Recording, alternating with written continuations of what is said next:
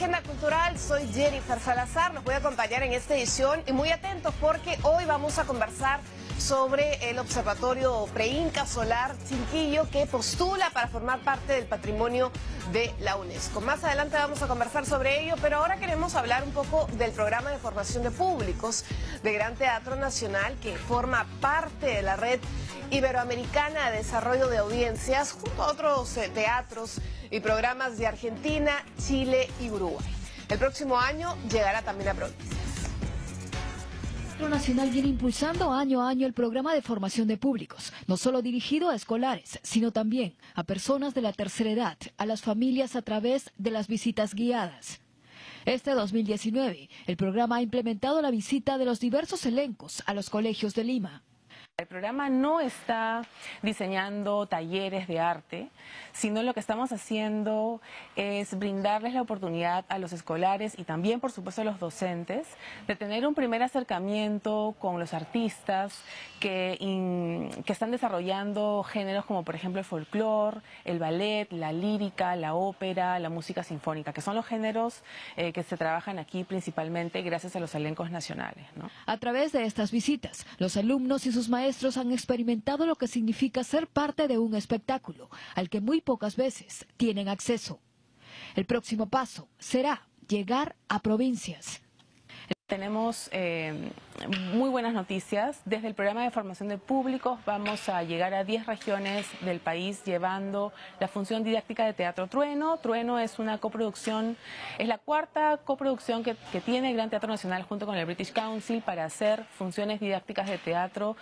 El Gran Teatro Nacional ha logrado este año no solo ampliar esta iniciativa de formación de públicos con los colegios, sino también involucrar al público en general a través de los conciertos brindados en Afuera Fest, en donde los asistentes vivieron una verdadera fiesta. El Afuera Fest nació con la intención de que el teatro pueda recibir efectivamente a nuevos públicos. El que esta actividad se realice en la terraza, fuera de la sala principal del teatro, también era una característica que queríamos explotar. Pero lo otro también es que, dado que somos un teatro que presenta como parte de su programación géneros como la música sinfónica, como la lírica, como la ópera, nos pusimos el reto de invitar a 8 bandas que puedan ellos hacer a su estilo 8 piezas clásicas. El adulto mayor también es una pieza fundamental en este proceso de formación de públicos a través de las visitas guiadas y las clases maestras. Para nosotros, recibir al adulto mayor es de vital importancia. Tenemos a estas comunidades de señoras y señores maravillosos que quieren tener nuevas experiencias.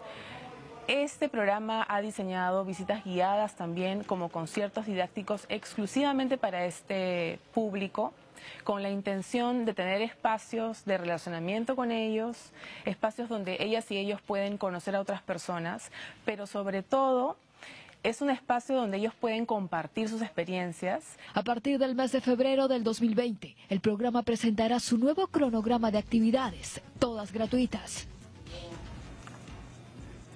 Amigos, considerado una leyenda viva de la guitarra peruana, Manuel Chaprado cumple 50 años de trayectoria artística y su aniversario lo celebrará acompañado de la Orquesta Sinfónica Nacional del Perú, justamente en el Gran Teatro Nacional.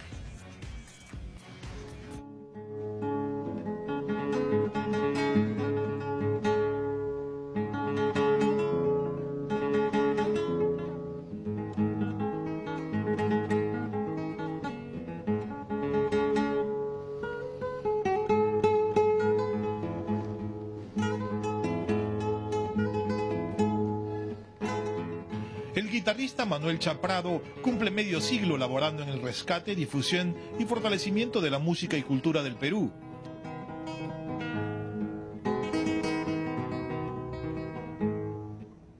Es uno de los máximos representantes de la música peruana en el mundo. La leyenda de la guitarra nos presenta un concierto de gala que contará con la participación especial de la Orquesta Sinfónica Nacional del Perú y destacados invitados de la vertiente tradicional andina.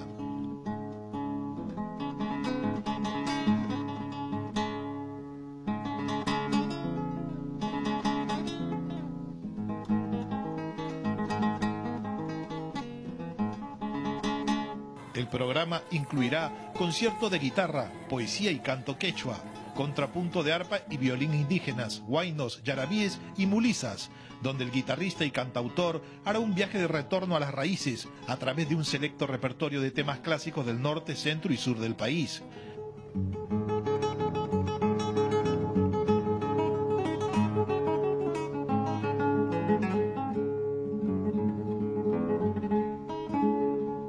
En Londres recibió elogios del genial guitarrista inglés Jimmy Page, fundador del Led Zeppelin. Estuvimos en Londres hace algún tiempo en el marco de un aniversario de un programa. Entonces allí conocí efectivamente a este guitarrista mítico con quien conversamos un poco acerca de la música en general y en particular sobre la importancia de la música andina, de la música de los países con culturas antiguas como las nuestras. Entre los entendidos, Manuel Chaprado no solo es un excepcional ejecutor de la guitarra andina, cuya técnica tiene recursos inacabables, sino un artista comprometido con la música del Perú más profundo, un conservador de melodías que suenan en los días de fiesta en los pueblos más recónditos y que él registra antes que se las lleve el viento del olvido.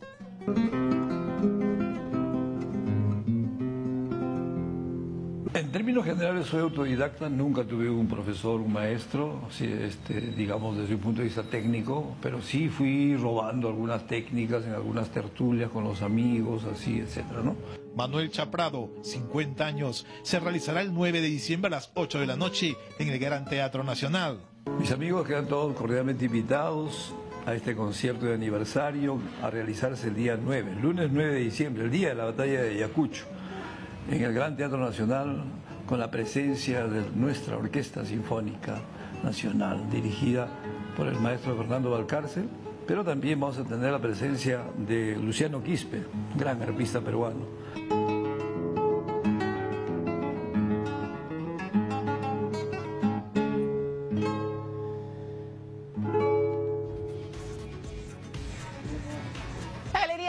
Presenta la muestra El Despertar de Huiracocha, más de 20 esculturas y grabados que representan la cosmovisión andina. Todos los detalles con nuestra compañera Claudia Álvarez. Hemos llegado hasta la Galería Típico en San Isidro para presentarles la exposición El Despertar de Huiracocha. Es una muestra que combina el movimiento Artoy, la cultura pop y sobre todo la cosmovisión andina expresada en estos personajes que vemos en pantalla. Y precisamente vamos a conversar con uno de los líderes del movimiento, del colectivo Jumping Lomo, Guillermo Fajardo, quien nos va a dar todos los detalles sobre esta exposición. Muy buenas tardes. Hola, buenas tardes. ¿Qué tal? Guillermo, la base de esta muestra es la cultura precolombina. Sí, más que todo la cosmovisión andina en general. Lo que Ying y yo queríamos lograr era un poco rescatar esa esencia, esa conexión que existía entre el hombre y la naturaleza, justamente en las culturas precolombinas. Y es así que vamos a poder ver personajes como la Mamapacha, el Dios Sol. Sí, nosotros decidimos de que una manera de poder expresar esa conexión era contar las historias de la creación según lo veían estas culturas. Entonces teníamos al dios Huiracocha, que es el dios de las varas, que tú lo ves, encuentras en la cultura tiahuanaco, en la cultura guarias, en los incas. Y decidimos escoger para nuestro panteón dioses que estén en equilibrio, ya que toda la enseñanza de la cultura de la cosmovisión andina es justamente ese equilibrio, ¿no? Tenemos al Inti, que es el dios sol, y a la Mamaquilla, que es la diosa de la luna, que es el día y la noche. Tenemos al Supay, que es el dios de la muerte, y a la Pachamama, que es la diosa de la fertilidad, para también nosotros así hablar un poco de este ciclo de la vida, que no es ni bueno ni malo, sino simplemente es parte de la naturaleza. Son piezas, esculturas, tenemos también lo que son banderines, una serie de piezas. Exacto. Nosotros realizamos esas esculturas que son piezas únicas en resina y también cuadros que están pintados sobre lienzo, que justamente también hablan sobre estos dioses. Nosotros nos gustaba bastante hablar de la dualidad de las deidades, y que son generalmente expresiones de las fuerzas de la naturaleza, por lo que también nuestras esculturas tienen este doble rostro, ¿no? Que te muestra esas dos caras que puede existir dentro de estas fuerzas. son piezas que si bien toman, como me decías, la cosmovisión andina, tienen cierto aire moderno que lo toman de este movimiento Art Toys. Exacto, nosotros justamente lo que queremos es revalorar todas estas enseñanzas, todas estas historias y toda esta simbología que existe en nuestra cultura y traerlos dentro de un mundo mucho más moderno, para poder así llegar a generaciones más jóvenes y todo eso. Pero tenemos un espacio principal que lo componen estas 3 esculturas. Si nos puedas comentar más y darnos detalles sobre lo que la gente ve en pantalla ahora mismo. Bueno, primero que los personajes que ves están inspirados en la Fiesta de la Candelaria, es nuestro personaje principal. Y lo que quisimos hacer en esta ocasión es este personaje Candito, representarlo como la familia real de los incas, ¿no? Está el Candito Inca, Candito Coya y el Candito Auqui, que sería el príncipe. El Candito es el personaje principal que forma parte de la pieza líder del colectivo. De nuestro colectivo, sí, porque Candito en general se ha vuelto un símbolo que representa justamente lo que nosotros queremos enseñar, que es la cultura peruana llevada a la modernidad. Es muy fácil de identificar y es como que bastante amigable. Claro, lo importante también es acercar al público a la cultura a través de todo este movimiento, ¿no? Exacto. En este espacio nosotros lo que quisimos es crear una especie de trono, donde podríamos poner nuestra propia reinterpretación de la familia de los incas. Y al mismo tiempo también quisimos presentar estos como guardianes del trono, que son los sacras. El Sacra es un personaje por Cartambo Cusco, que justamente representa la fauna y representa lo silvestre. Nosotros nos pareció muy importante tener este personaje en la muestra, ya que todo lo que hablamos sobre la creación y sobre la cosmovisión justamente se reduce a eso, ¿no? En vivir guiado por la naturaleza. Tu socia Yejin, forman ustedes dos este colectivo, Jumping Lomo. ¿Cómo comenzó? ¿Cuál fue la idea original que los unió y sintieron que tenían que trabajar juntos? Bueno, nosotros nos conocemos de la universidad y nosotros estuvimos haciendo unos proyectos dentro de la universidad y uno de esos exploramos el rediseño de fiestas patronales en personajes de muñeco de trapo. Y nos gustó bastante.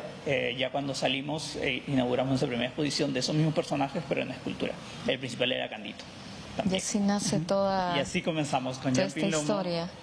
Nos encanta viajar dentro del Perú, visitar las fiestas patronales, y algo que nos dimos cuenta era de que muchas carreteras, tipo en restaurantes que quieren acceder a turistas, usan el Spanglish para poder explicar los platos peruanos. Y así nosotros tomamos el Jumping Lomo. Jumping Lomo. Nos gustaba ese tipo de peruanidad que utilizan en ponerle el nombre. Muchísimas gracias, Guillermo. No, gracias a ti. Invitamos al público a ser parte de la exposición del colectivo Jumping Lomo. Lo van a encontrar solo hasta fines de diciembre en la Galería Típico en San Isidro. Con esta información regresamos a estudios. Gracias, Claudia, por estos detalles. Momento de hacer una pausa. No se muevan. Al regresar vamos a hablar todos los detalles de la postulación del Observatorio Solar Chinquillo a la lista de la humanidad por la UNESCO. Con eso más regresamos.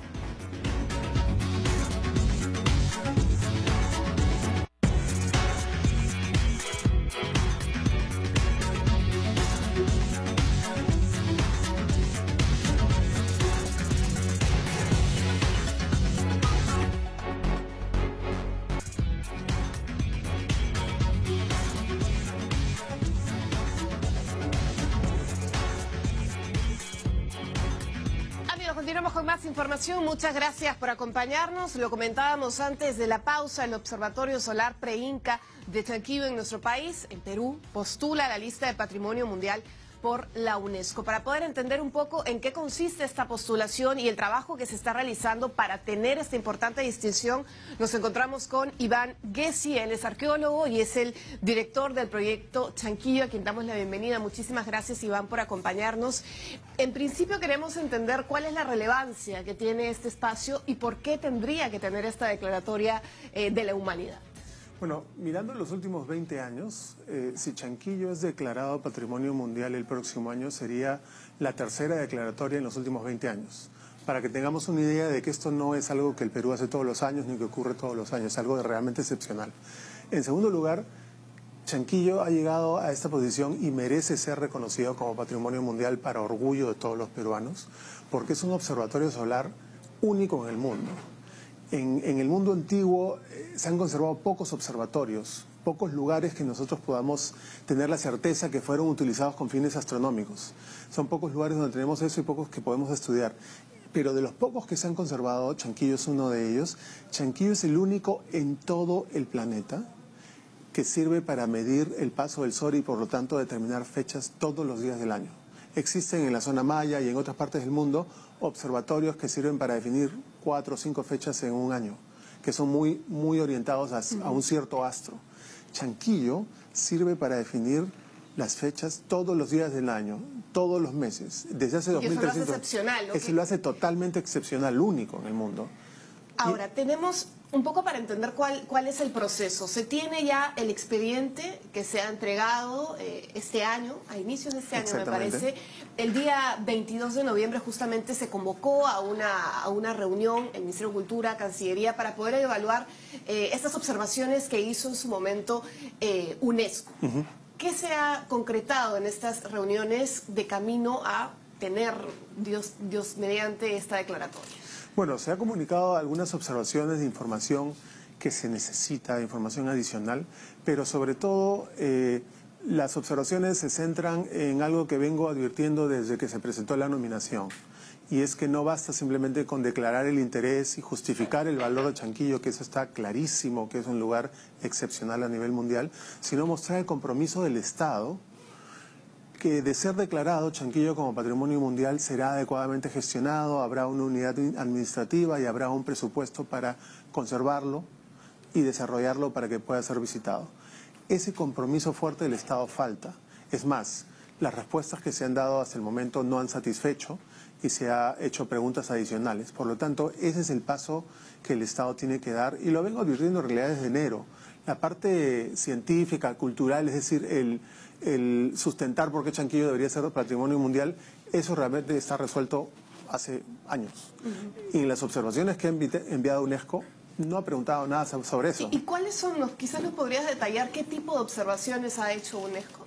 Bueno, básicamente en la propuesta que el Estado envía a UNESCO en enero de este año, dice, esta es la justificación por la cual Chanquillo debería ser patrimonio mundial. Esa parte parece que está clarísima, no hay ninguna pregunta al respecto. Esto que tú señalas que es excepcional en el mundo. Exactamente. Exactamente. Nosotros hemos dicho, esto es una obra maestra, producto del genio creativo humano, es uno de los criterios de UNESCO. No hay ninguna pregunta sobre ese tema. O sea, prácticamente eso ya hemos alcanzado. Está sentada esta primera cualidad. Está sentado. Pero también el Estado peruano ha dicho UNESCO, este es el plan de gestión, esto es lo que costaría, estos son los proyectos, programas, actividades, estas son las necesidades, estas son las instituciones que podrían financiar, tanto peruanas como extranjeras. Entonces UNESCO pregunta, ¿qué se ha avanzado? ¿Se ha inscrito el plan de gestión, se ha autorizado, se ha aprobado el plan de gestión, se ha conseguido el financiamiento? ¿Qué se ha hecho para iniciar los proyectos y programas que se describen en el plan de manejo, etcétera? Es decir, la promesa que hace el Estado peruano en la postulación tiene que empezar a concretarse para lograr la declaratoria. No es, dennos la declaración, celebremos con champán y ya veremos qué hacemos. No, de ninguna manera. Es importante esto que tú señalas, ¿no? Porque claro, el expediente para la declaratoria contempla este plan de gestión. Hace algunos meses se hacía esta denuncia, maquinaria pesada pasaba por parte del área intangible. ¿Qué es lo que se está haciendo actualmente, independientemente o no, si vamos a ser declarados patrimonio de la humanidad? Porque a nivel de país es patrimonio de la nación también. Exactamente. ¿Qué se está haciendo frente a estos hechos? Bueno, el sector privado ha hecho un aporte. Nosotros tenemos en este momento un proyecto de conservación que está tratando de preservar justamente las partes más importantes del observatorio solar. Esto es con el apoyo de una institución internacional que también tiene una contraparte peruana y que viene haciendo este trabajo desde hace varios años. Es realmente el compromiso del Estado el que falta. Y lo que ha habido es un intercambio de documentación con UNESCO, pero concretamente lo que se necesita es que el sector cultura comunique una voluntad firme y precisa de qué es lo que va a hacer para gestionar Chanquillo y con qué fondos. Y eso es lo que necesita escuchar UNESCO para poder dar esta declaratoria, que va a ser algo muy importante para el Perú. Entonces esto es algo a lo cual el Perú ya en realidad ya se ha comprometido y tenemos que que todos empujar para lograrlo. Para lograrlo. Hay una cualidad importante que tú señalas, ¿no? Para que sea declaratoria. ¿Qué representa para nuestro país una declaratoria de tal envergadura? Porque es a nivel de la humanidad, a nivel mundial. ¿Y qué impacto tendría en cifras, quizás económicamente, para la comunidad? Porque, claro, el impacto económico también es importante de resaltar, el turismo cultural que se genera a partir de esos espacios que forman parte de nuestro patrimonio. Te agradezco la brillante pregunta. En primer lugar, es un orgullo para el país que sea reconocido el valor universal de este sitio, que una institución internacional diga esto que hay en el Perú es tan extraordinario que tiene que ser reconocido internacionalmente y en realidad le pertenece a la humanidad, no solo a los peruanos. En segundo lugar, es importantísimo el valor que esto tiene para fomentar la identidad nacional. Los sociólogos, los científicos políticos, los analistas de los problemas más profundos del país siempre inciden en temas como la educación y la falta de identidad. El hecho que una gran cantidad de peruanos a veces puedan privilegiar el espacio privado y la familia y el grupo sobre los intereses nacionales es uno de los problemas más profundos del país. No hemos construido esa identidad cultural. Un reconocimiento tan importante como este, un trabajo sostenido en cultura de muchos años, va a revertir esta situación en la cual idealmente deberíamos ser un país muy unido, una nación de peruanos. Y tener este sentido de pertenencia que a veces nos falta frente a nuestros Exactamente. Muchas veces, muchos de los problemas que podemos observar tienen esa raíz. Y por supuesto está también la parte económica. Tenemos la suerte que el Observatorio Solar ha sido construido precisamente por motivos climáticos, porque los observatorios modernos se eligen en lugares de perfecto espacio climático. Lo mismo fue Chanquillo. Entonces tenemos la suerte que Chanquillo ha sido construido en una zona que está con un clima extraordinario, a pocos pasos de la Panamericana, a poquísima distancia del mar, en una zona que tiene algunas de las playas más hermosas del norte, una comida extraordinaria. Entonces el potencial turístico es extraordinario y ha sido medido y se ha estimado que aproximadamente 4 millones de dólares al año podrían ingresar a la economía por un turismo sostenible a partir de la declaratoria de Chanquillo, pero sí se hacen las inversiones necesarias, es decir, no basta que sea declarado. La capacidad para poder recibir Tiene que hacerse esto que UNESCO está esperando, ¿no? Y para terminar, porque me encantó la pregunta en realidad, nuestra posición, nuestros aportes a la historia de la humanidad son extraordinarios, pero a veces no se reconocen del todo. Entonces, por ejemplo, hasta a veces la historia que contamos sobre nuestro papel en el mundo refleja un poco esa posición del país subdesarrollado, ¿no? Nosotros aportamos la papa, aportamos productos, ¿no? Pero en realidad lo que nos muestra Chanquillo es que en Chanquillo se da el origen de la ciencia astronómica. En el Perú antiguo también se hacía ciencia extraordinaria y eso es importantísimo. Y lo importante de esta declaratoria es que va a permitir mejorar las investigaciones. De manera muy rápida y precisa, ¿qué es lo que se viene ahora luego de esta reunión que se han podido dialogar acerca de las observaciones? ¿Qué pasará el próximo año, 2020? Va a haber una nueva comunicación de observaciones, de pedidos de información adicionales y esta es verdaderamente la última oportunidad que tiene el Estado peruano para convencer a UNESCO de que pondrá los recursos y la unidad de gestión necesarios para administrar el sitio correctamente. Si no se logra en estas fechas, creo que UNESCO va a tener que poner postergar esta declaratoria. Bueno, esperemos entonces que se pueda subsanar esos observatorios y tener observaciones y tener buenas noticias el próximo año. El tiempo nos ganó, Iván. Muchísimas gracias por acompañarnos. Iván Gessi, director del proyecto Chanquillo, a propósito de esta postulación a la lista de Patrimonio Mundial de la UNESCO, el Observatorio Chanquillo, único y excepcional, no solamente en América Latina, sino, como bien señalaba Iván, a nivel mundial. Con esto nos vamos. Muchísimas gracias por acompañarnos.